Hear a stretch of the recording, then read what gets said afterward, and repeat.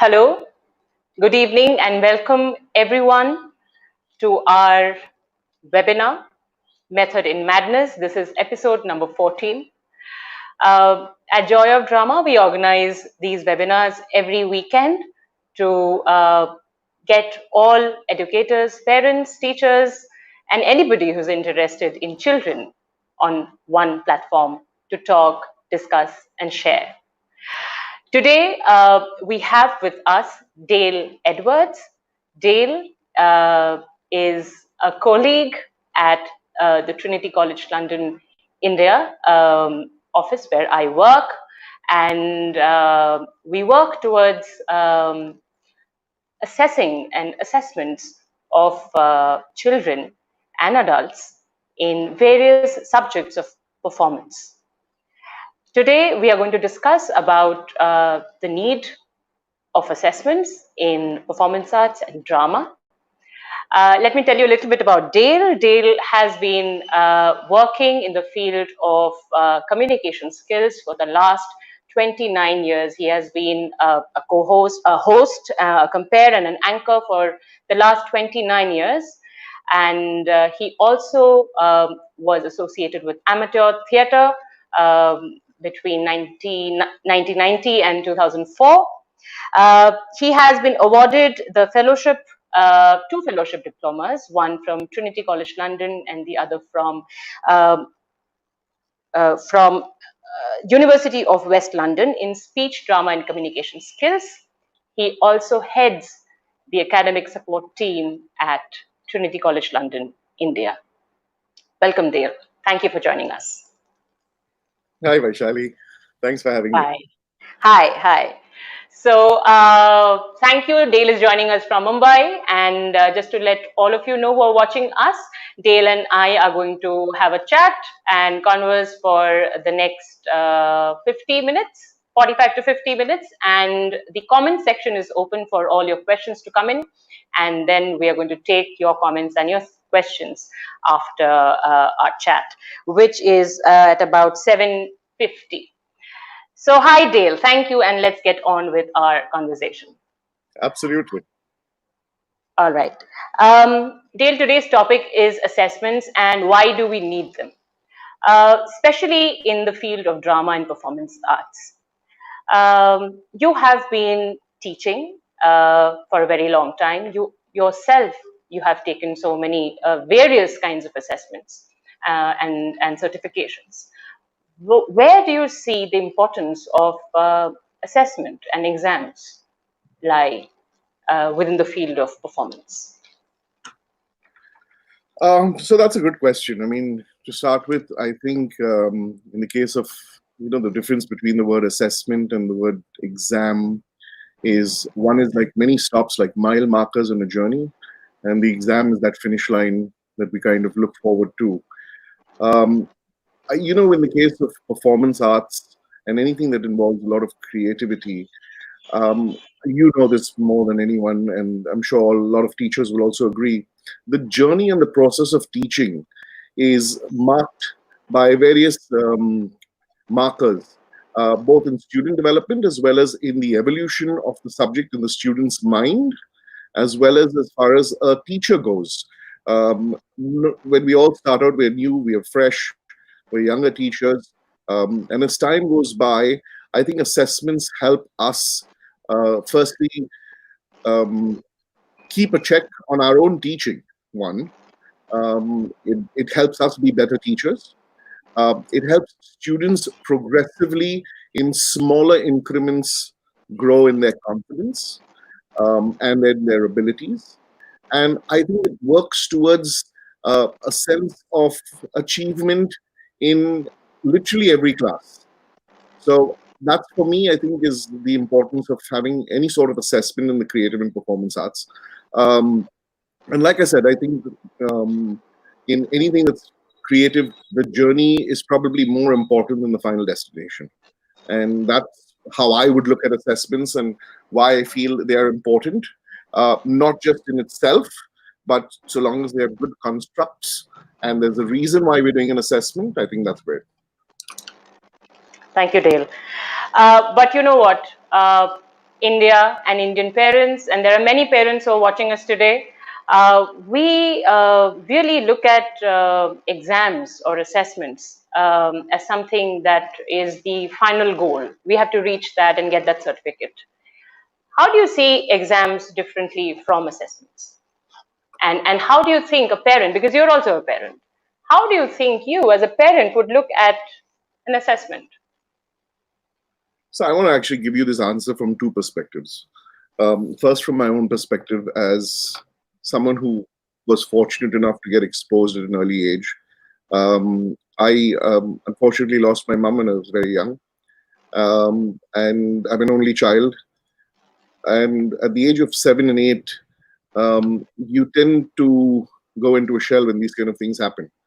For me, I found the stage far more very welcoming, very supportive, and honestly, it became a great way to grow um, with people, through people, um, at the same time. And this is my personal journey. Okay, that need not be the case with everyone else.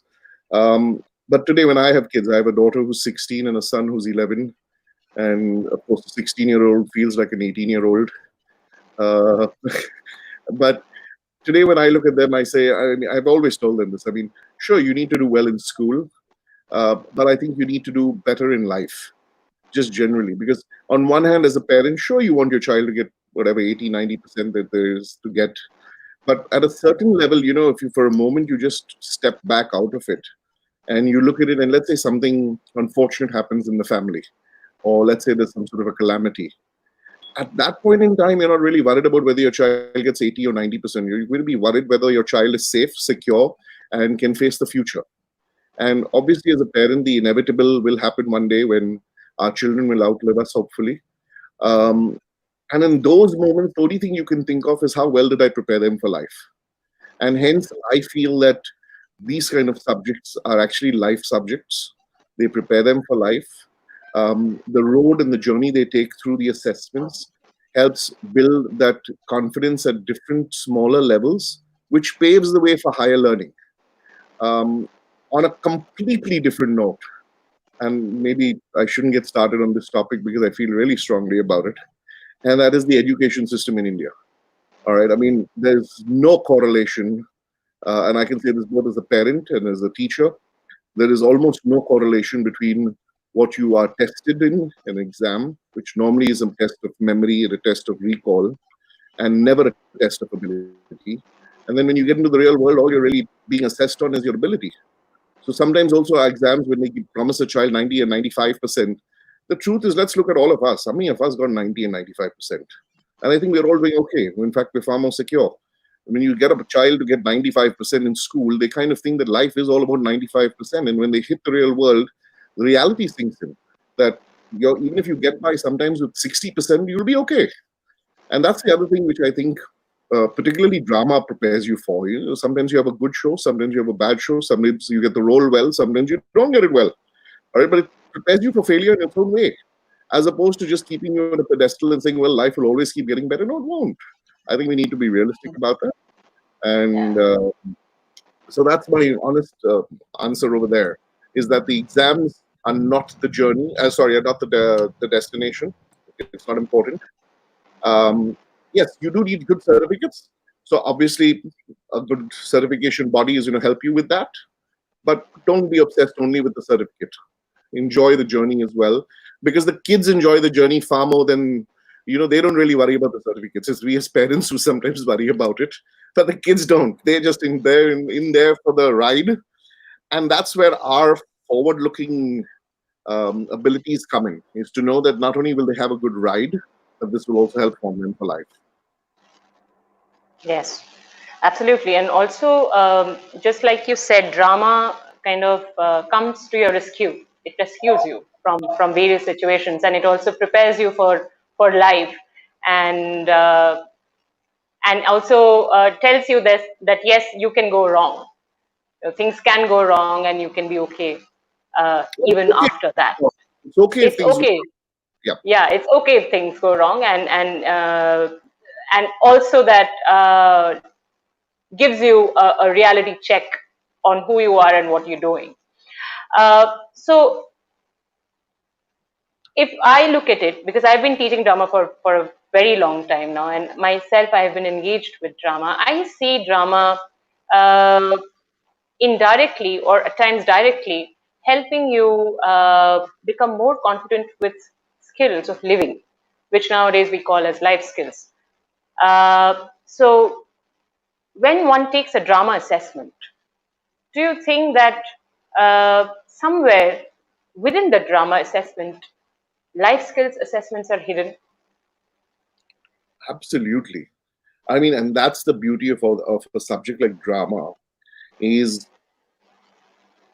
so this reminds me of a time in 1990 I acted in a play called God, which was written by Woody Allen. Woody Allen. And that's a play within a play within a play. So you're playing Yes. three different roles within a play, and it kind of reminds you of how sometimes in life, while we're doing something, but we're worried about what we're doing, but we're also developing certain other areas. Maybe when we are young, we don't even realize it. But as teachers and as parents today, you ask any parent, what is the single largest thing that you want your child to be? And I think in most cases, they will say confident or happy or a good learner or can contribute to society. These kind of skills will come through drama and through working with teams, working with good direction, working every day, and not just burning the midnight oil at the end towards an exam. It comes in every day and it gets reinforced every day. And that, I think, for me, is the important part in all of this. But parents and teachers, to an extent, go through this whole dilemma of, oh, now it's the assessment time or the exam time, and we have to give our best shot. So why does it always happen that we always pull up our socks only when the assessments are around? How can, as a teacher, because you have been teaching, how do you maintain this kind of standard throughout your journey with your student, throughout the year? How can a teacher or a parent ensure that, instead of waiting for that exam to happen? So, on a personal note over here, so normally when I work with learners, I normally do like 25 lessons in a year, or in a session, which is normally about a year. Um, Out of that, I would not look at what they were going to do for an exam maybe until the 19th or the 20th lesson. Okay, it's only in the last 3 or 4 lessons that we would really work towards what is going to happen in the assessment. Okay, but the important thing to keep in mind is that, and certainly with drama and communication skills and these kind of subjects, it's not about preparing for an exam. It's about being able to do it not just on the exam day, all right, but on every day of the year thereafter. So again, as teachers, I think it's upon us to set and to break up how we set the construct of our course, how we set the construct of our lesson plans, to work towards these objectives so that one, children don't get bored, all right. Two, and more importantly, this is not driven by an exam. This is driven by a process of learning in micro steps. In fact, the other day I was doing a webinar and I made reference to this. The whole micro skills theory is a great way to look at how you can break down complex skills by short bursts of 5 or 10 minutes worth of teaching, and then assess it jointly. And feedback is very important in that. So for me, I feel that in answer to your question, that the assessment, don't work towards an assessment. Break up your assessments into little tasks, all right, similar to the assessment but not the same, with the same goals of what an assessment would normally look to achieve or assess. Make your own construct, and that's where we as teachers come in. We use the world wealth of experience along with the knowledge of the subject, reading the syllabus to construct it well. I think that's incumbent upon us to actually do.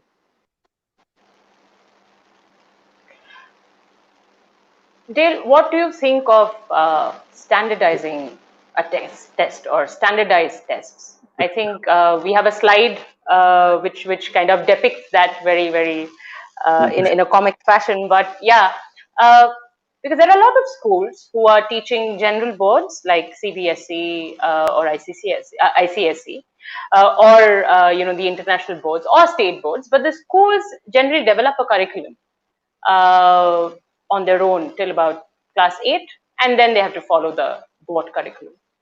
Um, how do you see this happening? Because when we are working with children and with this progressive way of learning that is doing the rounds right now in the education system, many schools have adopted, individual attention. Many schools have adopted, focus-based learning, whatever suits the child or the child needs, child-centric learning. But the moment they go into class 9th and 10th, it's back to boards. So I think we can have that slide up that will kind of give us a little comic relief on this issue. But this is something which is of great concern, Dave. And I feel that children. I know few children who study in a school which follows the CBSE board. But they are far ahead of what CBSE expects you to do. And now they are feeling really sad that they have to do ninth, and it's not challenging them enough. This is our slide. This is really funny. Absolutely. In fact, this is the So one. the teacher comes and says, class, all year long, I have taught each of you to learn at your own pace, in your own personal style. I've set goals for each of you individually to help you reach your own unique potential, and now the results of that will be measured with a standardized test. So, how is it relevant, Dale? And what can a parent or a teacher who's teaching outside school or within the school do to help a child actually assess his or her own potential? So, I don't have a solution to this, because standardized testing is a great formula for when you are doing something in great amount of numbers. And our education system is a numbers game, right? The results that have just come out of ICSE and the other boards, all right, you're seeing ridiculous percentages. One of my own students has got 98%, and she scored 100 on 103 of her papers, including English literature. All right, now that's, you have to pause and think about that, all right, in an ICSE curriculum. But for this, you need to actually look at how did standardized testing come about. And funnily enough, standardized testing originally happened in 220 BC in the Chinese dynasty, the Han dynasty. And the next time it was ever repeated was in India, all right, not even the UK, in India at the time of the civil service exams in the early 1900s. And in true things, because again, Chinese Oriental culture is all about discipline and everybody doing the same thing and so on and so forth. So it found great acceptance over there. But European assessments tended to lean more towards the Greco-Roman kind of style of debate, present, let's think about it kind of thing. But again, the need and the push of industrialization, large numbers, how to deal with it, easiest solution, give everybody the same test. But that's the funny part, is that on one hand we place so much of importance on these tests. It does not, it probably gives you some sort of a criteria, all right, but not the best benchmark. A couple of years ago when I just started teaching, I mean, literally one of the students who came to me, his mom came to me where I live, and she said, please help my son. He's a very smart boy, but he's failing his interview. And I said, oh, okay. So I said, let him come and talk to me. And then she said, no, his next interview is really important. And I said, huh? According to me, all interviews are important. But then out of curiosity, I just said, so what do you mean by very smart? And then she put her head down and she said, well, he's number one IIT this year. He's got a starting package of almost, I forget, I think it was a 1 crore 8 lakhs a few years ago, many years ago actually, as a starting package. But the boy couldn't clear the interview.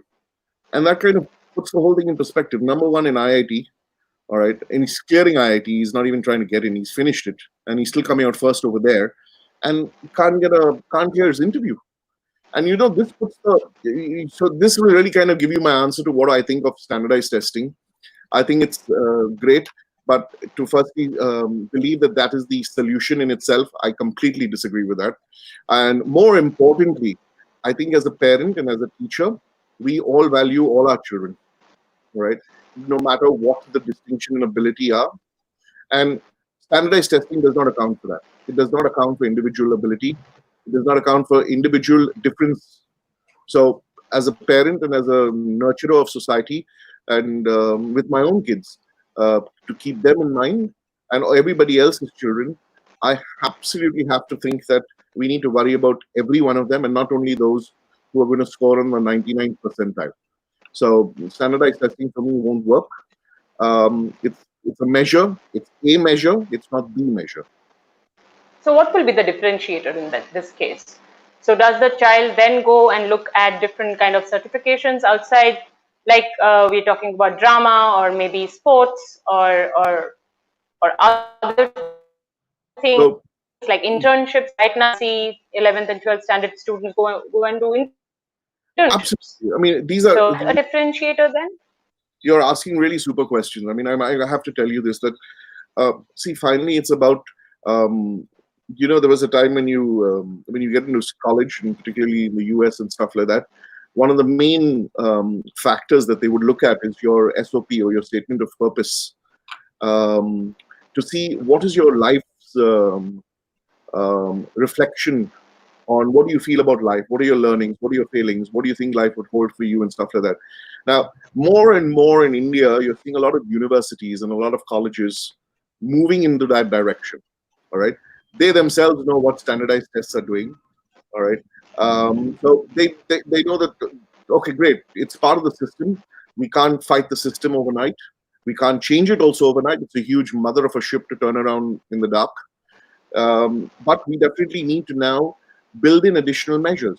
So you have various things which, I mean, my kids went and did this. They went and did a camp and went and do all these sorts of different things, from cooking to camping to catching your own food and to eating it and all that stuff, which I think is very good. I think sports is a huge enabler. I know, of course, I don't look very sporty now, but uh, Used to play football, right? football, swimming, badminton, all at a pretty high level for the state. And of course, that was like almost 25, 30 years ago, and when I was probably more like 35, 40 kilos lighter. But but aside from that, I mean, that's what builds personality. That's what builds character. And today, more than ever, the need is to build character. I mean, and don't get me wrong, if you look right now in our history of mankind, we've never had more educated people in the world. Okay. Yet we are making some of our worst decisions. All right. And the supposedly smart ones are making some of the worst decisions. All right. Which probably even a 10-year-old would tell you are just outright wrong. We are discussing topics which have no place. I mean, we would not even, someone with even half a brain would tell you this is right, this is wrong, this is not even the place for this discussion. So you have to really wonder how far has conventional education gotten us, and what can we do to sensitize all of us into being better human beings. All right, there was this very interesting talk I was watching the other day on TED Talks about this Buddhist monk who teaches altruism, and fascinating subject. All right, and it's been proven that you can teach kids to be good. All right, but for that you need to knock off this I, me, my culture and worry about, and don't get me wrong, I'm not against MBA, but the MBA culture tends to worry about my valuation and this one's valuation and leveraging and all these terms that came in that added a lot of misery to a lot of people's lives. All right. Whereas, and this is what we as educators need to be, whether it's through drama or any subject, is first teach the right thing in the right way for the right outcome. And the right outcome in this today's world is to just be peaceful, live and let live with a great moralistic value. And India has that in abundance. All right. So I think in that regard, we can truly, count on these kind of skill sets like drama and communication and all of the performing arts to give vent to our creativity, to use these as mediums to also start discussions. So that's my view. Someone rightly is pointing out in the live comments over here, they're saying, I suppose there is pressure on everyone. Schools have pressure from the government boards to follow the boards. Teachers have pressure from schools, which is transferred to students and parents. And I completely agree with you. But as a parent, you can hold that final line and say, okay, fine, great, I will follow the system to what it needs. But it's up to me now to sensitize my child and say, you know what, don't worry, the system is only one of the measures. But there are other ways you can also be contributory, you can also do very well, and you can also develop.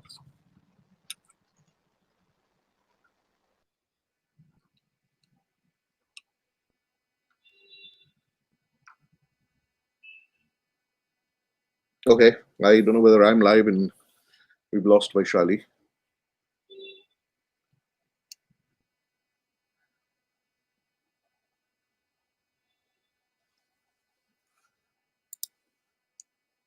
Okay, so I think Vaishali is just coming back in. I'm looking at some of the comments in the live comments. I hope a paradigm shift happens. This is from Shaista. We need to Yeah. move standardized tests from a qualitative, customized assessment.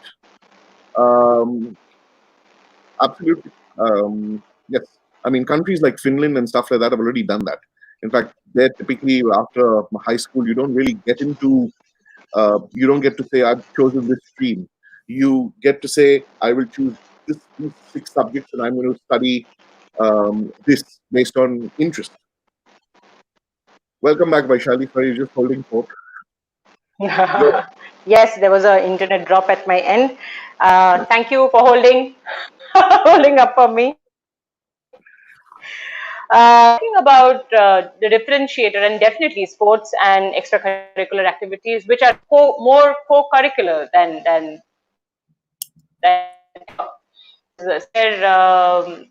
drama subjects like drama and communication skills help the child develop his or her curricular expertise as well in some form, curricular know-how. And teachers in great numbers are now using drama and communication skills and interpersonal conversation as part of their teaching strategy. uh, Anything, Dale, that you could tell our parents who are watching us today of how they could bring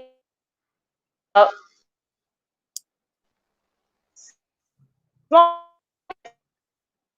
in in their regular uh, Sorry, Vaishali, because but usually start some after in life, and children really because they have to study. So anything that parents can do, like quiz, is a good option, I think. What do you think? What can a parent do to bring in small kinds of assessments at home, which is fun? so firstly, I think, rather than use the word assessment, I would use the word gamify, because a lot of kids today understand that language. You say, let's play a game, they're fine. They obviously presume that that game is on some sort of an iPad or phone or whatever. And of course, now that's entirely up to us to then take it either into the field or whether to use it as a skill. In fact, I'm reminded just when this lockdown started, my son, who's 11, was kind of bored, and I decided to try and teach the kids a little bit about financial management and working with money and saving and stuff like that. Because again, when it comes to financial literacy in this country, we don't talk about it with children. So I actually looked for a game online. You couldn't find a single game, so I took one of the games and I made it up and I reinvented some of the rules. In the end, I basically got him to do a lot of work in the house, um, for what normally would be called chores in our times. But I got him to be contributory, and I, more importantly, got him to realize the value of each chore. And he wants to work towards saving up for an iPad. So it's all about how we approach it. So you can take any skill, all right, and particularly, for instance, science or math. A lot of children struggle in those subjects. Gamify it, build it around a story, build it around a process, build it around a memory palace, build it around a 30-second impromptu stimulus game where you say one word, they say another word, and you make sure that you cover all the words that define it, and then try and string it along from your own perspective to see if you can coherently talk about the topic. And once you start to learn that way, learning will be a lot of fun. So, absolutely, gamifying is the way to go. Um, I think parents in the old did it, but they did it probably maybe on the field. Today we have access to technology. You can use a lot of the softwares and websites which are already there to actually gamify a lot of things, from reading passages at their relevant skills to building Mm. literature to sharing to collaborating online. There's the websites that will let you work on a brainstorm at the same time. So these are things that we now have to use and have to explore to make our kids or to have fun in the process. Yeah, so I'll take this opportunity to talk to all the parents who are watching us today. Why don't you type in the comment section any game that you play with your child which connects back to learning. So we'll be very happy to share it with the others who are watching us, and also maybe incorporate it in some of our methods of teaching. Even teachers, this is also open to teachers. Please share anything that you do to make assessments fun. I think that's very important, Dale, because we feel that it's exam is something. Exam, the word exam, actually pulls you down. It's a big load. It's a huge thing on your head. Um, so we were talking about the reforms which are not going to come very soon, but people are still trying in their own capacities. Also, many parents have shifted to homeschooling. What do you have to say about that homeschooling, and parents who are doing homeschooling, how do they ensure that the progression is happening? What kind of assessments that they can look at? So, this is again another pet topic of mine. And I swear to God, I really sometimes wish, in fact, when I see what happens in schools today, sometimes I say, I just wish I could start a school. And my kind of school would start probably at 7 in the morning, right? Because a lot of the schools, the kids go to school in the afternoon. They don't have any sort of playtime in the evening. As a result, they wake up late in the morning. So my school would kind of start at 7, get over at 2, spend another 2 hours doing stuff like carpentry and whatever else. And in that, build in things like some element of spirituality. It doesn't matter if there's which religion, but some element of self-consciousness, self-awareness of you in the context of the world. Yes, learn some of the subjects that are required for the world, math, science, reading, all of these things, but learn it from a perspective of how will you apply it in the future. You see, a lot of us get stuck. I mean, if I go back into looking at any student's textbooks today, honestly, there's just been a reordering of the way in which grade they've put those topics, but the topics are still the same.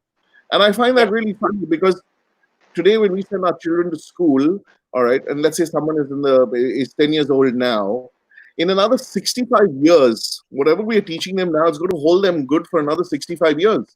But if we are teaching them the same things that we taught them 65 years ago, how is it helpful? So yes, I completely believe that homeschooling is good, but I think it takes a huge commitment from the parents, all right, to not just start off that journey, but to maintain that road, because it's very, very tricky. It's very easy to say, "Oh no, today we'll take it easy. You don't have to do anything. We'll work on it sometime." But I think if you can truly develop a system for implementation, and here the key word is discipline. Um, and here again, you keep you get the discipline right in the application. All right, I think it's a clear winner. So absolutely, um, I believe in homeschooling, but more than homeschooling as a term, I just believe in the process and all the creativity that it holds for good. And I think it's a huge opportunity for parents to look at what their child can do, further those interests, and then pick up assessments if you need that prove the proficiency in addition to add the learning of that Mm. subject and of various other life skills. So if your child is good in sport, good, let them go the whole hog in sport. All right. But with measure.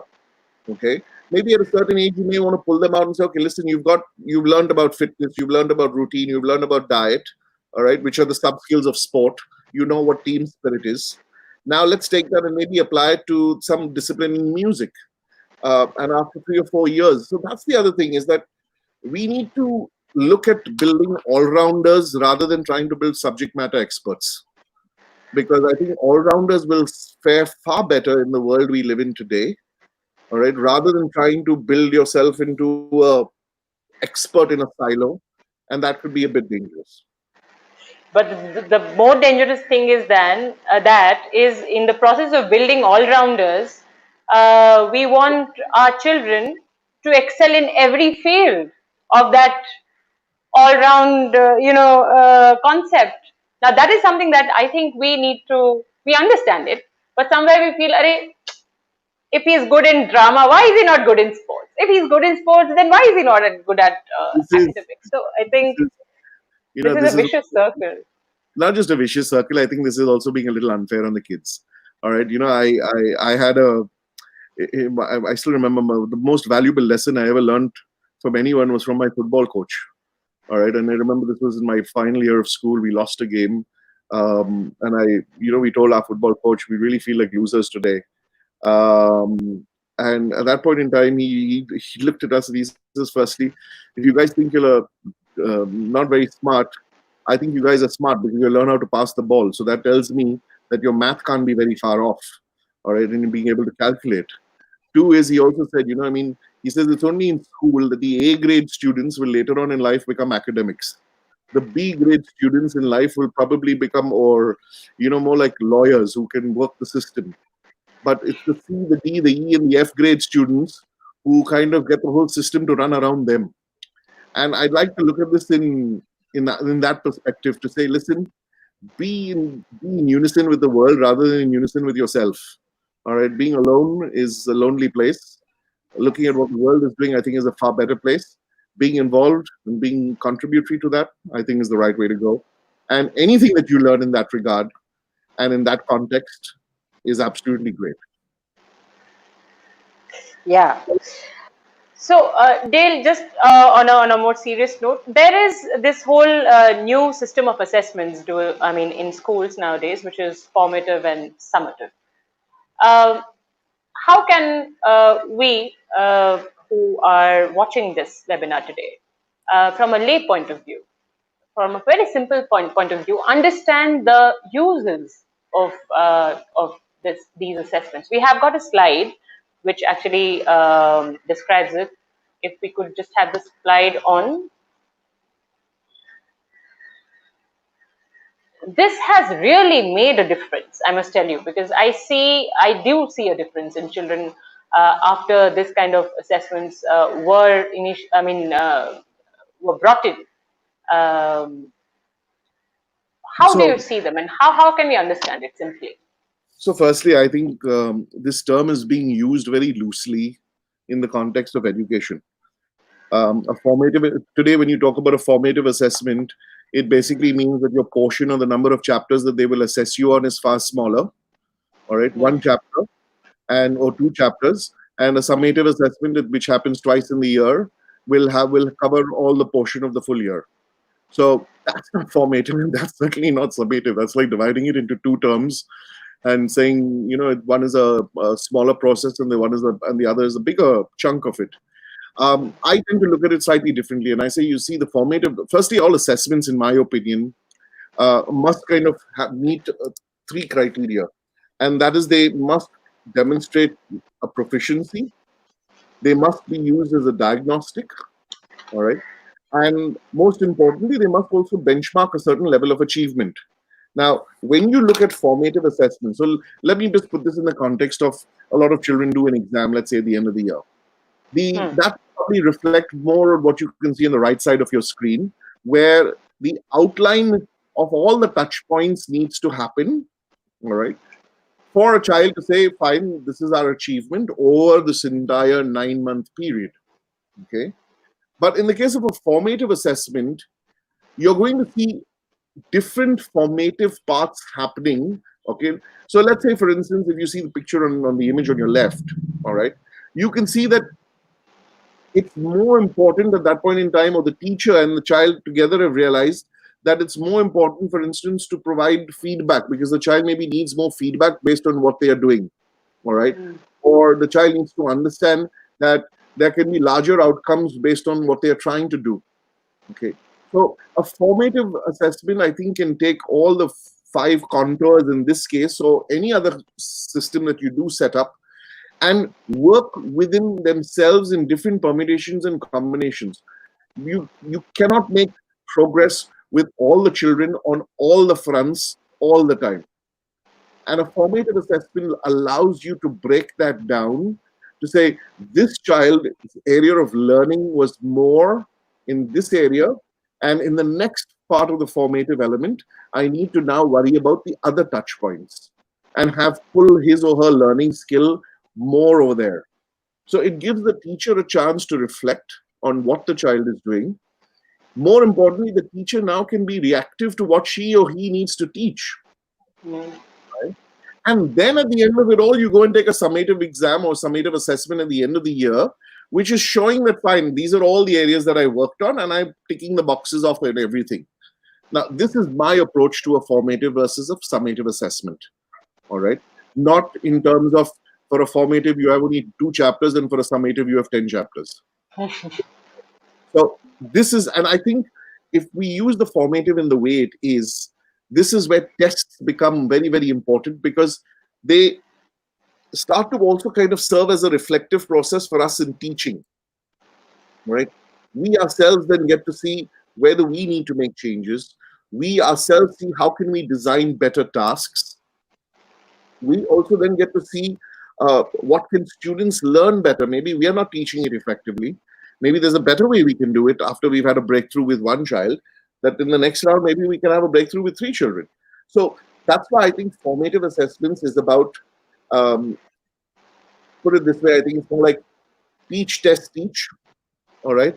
Or task, test, task, all right? Give them a task, test it, and again redo the task, okay, and adapt the task, rather than go in for one big final exam, all right, which is great at the end, okay, and is probably more of a high stakes qualifier. But subjects like ours, which deal with the performance and creative arts, I think that, like I've always said, the journey is more important. So hence, the formative part of it becomes very important. And I think formative assessments can be easily conducted by parents also at home. So instead Absolutely. of a parent asking the child to solve a past sample paper, if we can put our minds into creating an assessment which is formative, I think parents will have a more wider and more accurate view of how the child is performing. I completely agree with you. But I'll tell you something, this also takes some element of parents having to slow down in their own lives for, I won't say what is important, but I will say for what I think matters in the long run. All right. Um, as parents, we're all busy. We've all got tons of things to do. Sometimes we kind of think that when children are involved, the school is involved, we'll outsource the teaching to the school. And 9 times out of 10, I'll tell you that's a big disappointment. All right. I mean, I can tell you this personally, firsthand. You made reference to this a little earlier, where schools for a few years employ a lot of creative methods uh, to help better student learning. And then finally, at the end of the year, closer to the 9th and 10th grade, all the kids are doing, no matter whichever board, by and large, is only solving past year's papers. And that just takes the wind out of any sort of education system. Now, again, I can't change that because I'm all by myself. But as parents, we need to understand that, and we also need to make learning fun. Okay, so I think that's very important. All right. So, with this, I think we have come to an end of our conversation, and now it's time to take your questions. Everybody, please type in your questions and comments if you want us to discuss that. Any topic that you would like us to discuss, we would be happy to do that. I already have. I mean, even Dale, you can see there are lots of comments which have come. Um, Oh, people have shared. Nisha has shared the game that she plays with her child. I think at Atlas, where they find countries, places on a map and time it. I think timing it is very good. You know, you have a time, you have a stopwatch, and you time it, and you play a game like a competitive game. I think this kind of healthy competition is very helpful at home. Nisha, that's a great idea. Atlas. Okay. Right now we don't have any question, but I'd like to ask a question to you, Dale, about Trinity and Trinity College London and their assessments and the way they perceive assessments or testing. You have been closely working with the team who is designing the assessments. You have also worked very closely with the new syllabuses that come up every year or so, 2 3 years or so. How do you think Trinity College London thinks and perceives assessment? So I think the first and most important thing from that perspective is the experience and the outcome that we want to help validate. Okay. Two is the element of personal involvement in that. And I think this is very important because you see, I can mechanize and automate a task, but in the world in which we live, we've got enough of that the ones who really make the difference are the ones who add that personal touch. Okay. Uh, the other thing that I think that which is exceedingly unique to Trinity and is we have children with different abilities, but when making them do a standardized test, maybe we have no choice through the education system. All right. But on a personal note, for elements of some endeavor or creativity, to look at what your child's ability is and keep them in the center of that discussion, and then factor it with contextual elements and assessments based on their learner levels and resources that would be appropriate for them in their context. And I'm not just talking about, you know, I'm talking about children even with sometimes different abilities. All right, they still need to have the same development. They still need to learn. Not all the children can learn at the same level. So I think this is what Trinity's uniqueness is, and that final stress on it has to be uh, personal, that personal touch. All right, and this is where I think some of the things in the world have gone wrong is because of the personal touch has just gone out. Okay, I mean, and if you look at it, I mean, even of those who have been very successful in their careers, it's less about your hard skills, it's only about your personal skills. Okay, the higher you climb up that ladder, or the proverbial ladder, it's got more about your other skills and your other abilities rather than your hard skills. So I think that is the centrality of the system, which keeps the test taker at the heart of it and helps. Based on that, we now look and see what can this child do. And if this child is showing an inclination in this area, can we push them a little bit more than perhaps what we could push them, or push another child? Okay, and that's the freedom I think that the test really would allow you to have. Mm, thank you. Ashima is asking that it is very difficult to convince parents about the importance of theater exams. I think drama exams, that's what she means.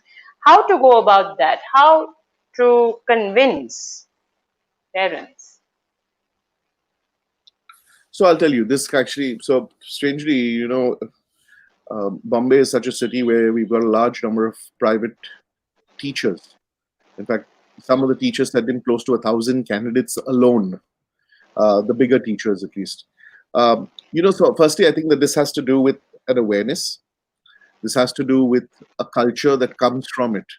And sometimes it breaks my heart to see that some of the other cities, like Delhi for that matter, all right, has got a very vibrant art and craft scene, all right. But I don't know how much of it is seeping into the everyday child's life and exposure. And when I say that, I mean it in a real level. I don't mean your child goes to some fancy school and there's a fancy term for what they're going to learn. I'm talking about very simple, practical stuff. We can go visit to the museum, come back and tell us what did you see in the museum. All right. Similarly, with if you watch a play, what did you learn in this play? All right. Some time back, actually, that reminds me, I did a workshop for one of these IB schools over here, and we were looking at how to make reading interesting. And we looked at a scenario where children, for instance, are reading game books like all the Harry Potters and all of those things. And I said, well, for instance, forget the story. Can you tell me if every chapter, what are the skills is Harry and his friends demonstrating? Now, all of a sudden, tables turned. It was not about, knowing the book. It was now knowing about what skills were being assessed. And this is what I think it takes a little bit of understanding. And I think as parents, we should never give up. We need to keep getting the word out there. Personally, I mean, I'm sure Vaishali, you'll also do this. If ever you want us to talk to like a couple of thousand parents, and now we've got technology on our side, we'd be happy to do it. All right, so don't worry about it. We'll talk to them. We'll answer whatever questions. But this has to come from firstly an awareness of how the system works. Okay, and if anybody tells you that the system works based on marks, well, yes, only for a few and only in a few cases. Okay, the ones who really do well in life are the ones who have an all-round ability. There's no two ways about it. Great. Yeah. I hope that answers your question, Ashima. Vishakha is asking, do too many assessments of performance skills kill the passion in a child somewhere? Again, so yes, I mean, yes, it can happen. So, like I said, we have so many private teachers in India who teach or prepare children for Trinity exams. In my personal opinion, many of them spend months training the children for those 3 tasks. Now, that's like trying to train a monkey to jump through a hoop. And if you are a teacher like that, then obviously you're doing a greater disservice and you should stop teaching immediately. I think the more important thing is to teach for not for the sake of an exam. Don't teach for the sake of just tasks. Teach for the sake of skills. Teach for what can be applied. And if you do that, I think the kids themselves will look forward to an assessment. So if you put them from day one and you say you're going to do this exam and you're going to get this percent and you're going to get these marks, no, I think we've got the bull by the wrong end. All right. So I think it's very important to not overemphasize the exam, right, but to overemphasize the process. And if you only worry about teaching, only worry about exams in your teaching, then yes, you will have that fallout. And more than that, you're setting yourself up for big danger. Because tomorrow, if you start to promise kids these kind of results, parents are going to hold you to that standard.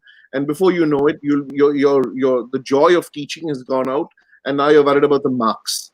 In which case, then you've succumbed and forgotten what the subject and what the skills are. Okay, I have another question. It's a question which has come on the WhatsApp. Does assessment make drama another maths? No. So you got 85 and I got 90. You didn't get a distinction and I got a distinction. Again, purely, so this, I do know these kind of conversations happen. All right. I want to put it to you in perspective. You as a director, let's say, make a movie. Okay. You've got the best star cast. You've done as many retakes as you want. The movie has brilliantly taken off in Uttar Pradesh and has bombed in Bombay. Okay. Does that mean you can call yourself successful or a failure? You can't. And the thing with creativity and artistic performance is that you have all kinds of audiences. So marks in itself is not a measure. I think, yes, what is important is to understand that what are the notes that were mentioned in the rubric, okay? And I don't mean what the examiner writes, although that can be also insightful, but to look at a syllabus, see what the learning outcomes are for a grade, and then see what the attainment descriptors are. Okay, and I mean that, for instance, to say, let's say it says a child could perform or orally recite their poem from memory. Okay, that's the task. Now, the difference between the markings would be could do it with extreme confidence, the sense of ownership and flair, or one step lower, that may be a distinction. One step lower, maybe with extreme amount of ownership, but not too much of personal engagement. All right, or not too much of demonstration. Or so then that creates a matrix to see what went right or wrong. But importantly, appreciate what went well. Don't worry too much about that. That's like saying mine is bigger than yours, and we all know those conversations only happen in America, I think. Uh, by the way, there's one question which is a very interesting question I'm seeing on the live comment that I really want to pick this up. How can we Sure, develop sure. social skills for children in homeschooling? So, Yes. as I said, Savita Nandini is asking it. Yes. yes, this is a really important reason why many parents think twice about homeschooling. Homeschooling. It's because of the social ability and the social development. And I don't have an answer for that, Savita, because I think your child schooling your child at home will be great. But again, if she's got no friends of her own age to relate to talk about, or to talk things over with, that can be, and that I do know is a credible um, thinking and discussion point for a lot of parents while they are considering whether to do homeschooling or not, is the social skills and the social abilities of the child. But to answer your question, I don't know whether it means getting them involved in a lot of stuff, activities where they Yeah, can meet. community-based activities. Community-based activities where they can engage with their community. Yes. So I think that's your solution, but I still don't know whether that is enough.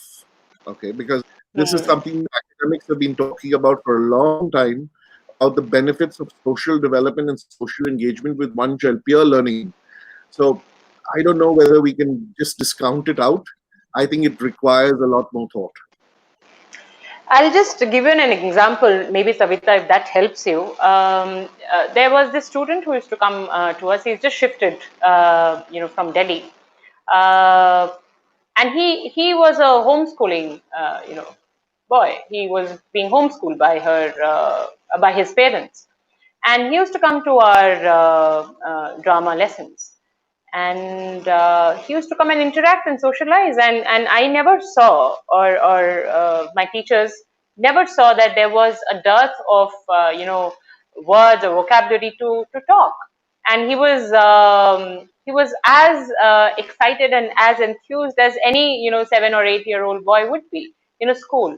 So I think if you are planning to homeschool your child, make sure that you have sorted out and created spaces where your child can go and interact. That could be a sports camp, that could be an art lesson camp, it could be maybe a Lego camp, or a drama class. So I think, and because when you send your child to a drama class, uh, the reason I was talking about the co-curricular, part aspect of drama is that drama teachers always work with literature.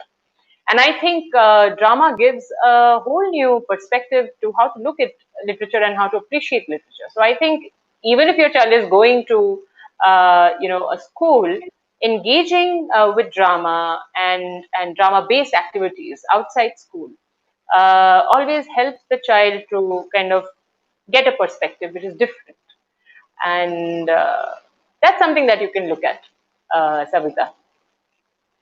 All right, so let's go on to our next question. I think this is the last question that we can take. Hold on.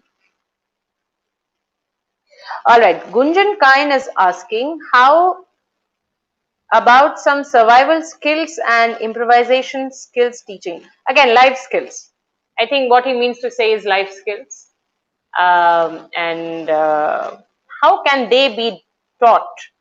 Uh, at I don't know what level. I think he's asking for school level.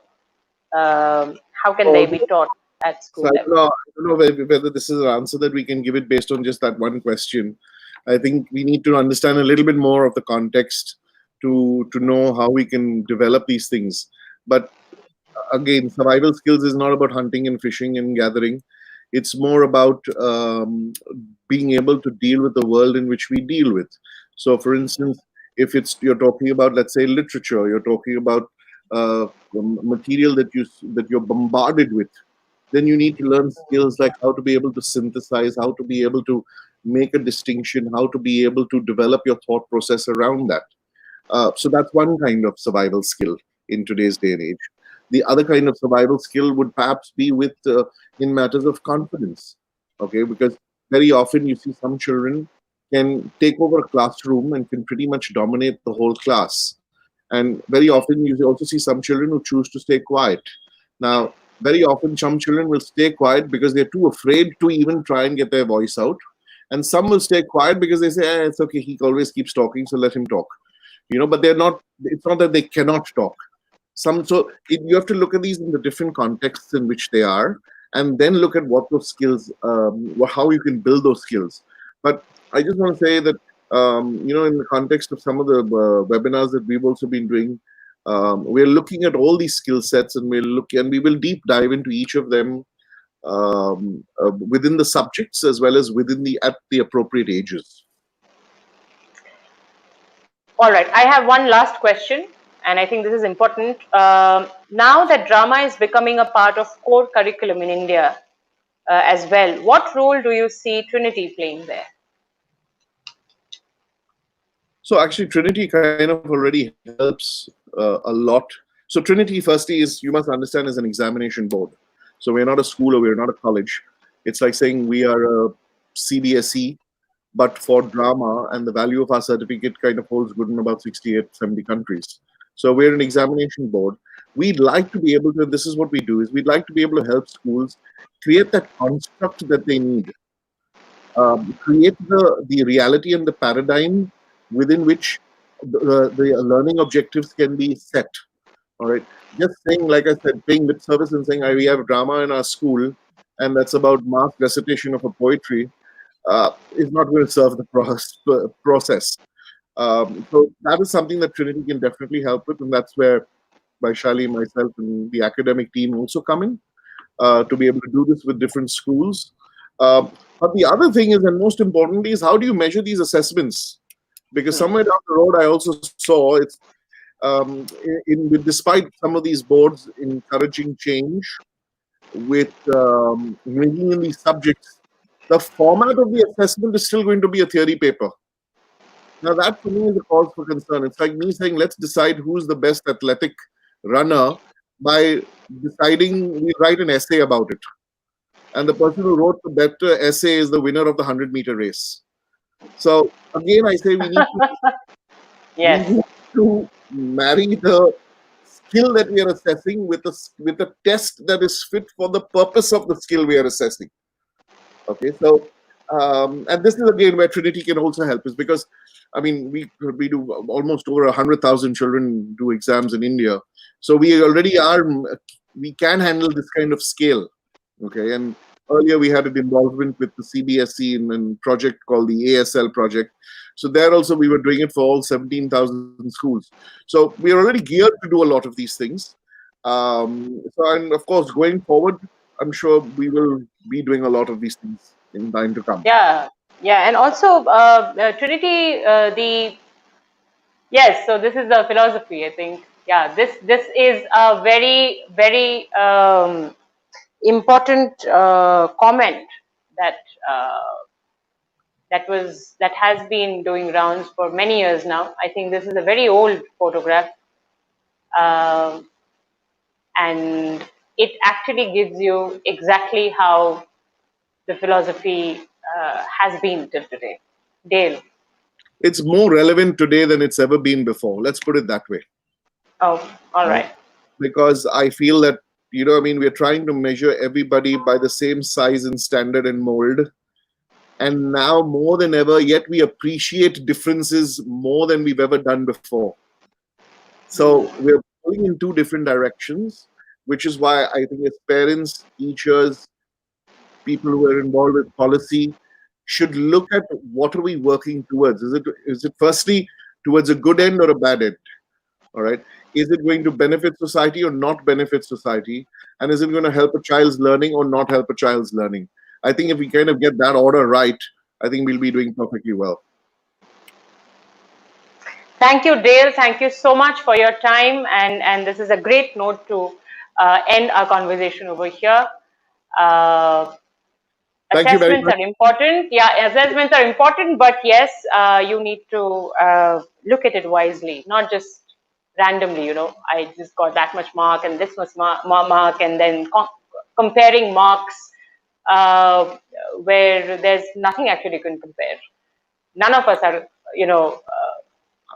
nobody Absolutely. can compare, yeah, each other. So I think I, this was a great conversation, and we got really talking about different kinds of assessments and the relevance of these assessments in today's times. Thank you so much for your time, Dale. Absolutely. I think the key word to remember is that all of us who've been participated in this conversation can be mentors for others who've missed out on this conversation. And that's how change can be effected by one at a time, all right, till it of course develops in more like drip by drip into a bucket. And that's where these conversations need to happen far more often.